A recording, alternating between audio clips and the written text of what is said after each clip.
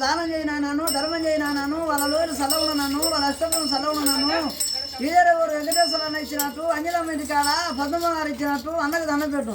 మన యాశత ఇచ్చేది అన్నగారు ఇచ్చే చేదు ధర్మం చేయదు, నీకు దానాలు ఇచ్చేది ధర్మాలు ఇచ్చేది. అగదుడు ఆ చేత ధర్మం చేయంగా, దానం చేయంగా, అన్న చేత కొనుడ పారేయంగా, కొనుగోలు పారేయంగా, వానకేమైంది బాధపడుతుందని అన్నం మీద ఏడిచే వానికి మా కాలుతో తురుపు. మన మొక్కురా, అన్నగారికి మొక్కు, అమ్మగారికి మొక్కు, నమస్తే నమో నమస్తే అని మొక్కు. వాళ్ళ కొడుకులకు, వాళ్ళ బిడ్డలకు, వాళ్ళ కుటుంబానికి మొక్కు. మొక్కినావా పో, ఇంట్లో పోయి రాపో, వాళ్ళ ఇంట్లో పోయి పాలు పెట్టి రాపో, ఇప్పుడు చాలు పెట్టుకో, పాలు పెట్టుకో అన్నది. ఏం పేరమ్మా అన్నది? అన్ని నెలలు నాకు దండం పెట్టు, అన్ని నెలలు చెప్పలేదు, అన్ని నెలలు అదృష్టం లేదు. వాళ్ళ ఇంట్లో పాలు పెడితే తల్లికి మంచిది, దొడ్డ పాలు పెడితే తల్లికి మంచిది. అన్ని నెలలు కొడుకులు తినొచ్చు.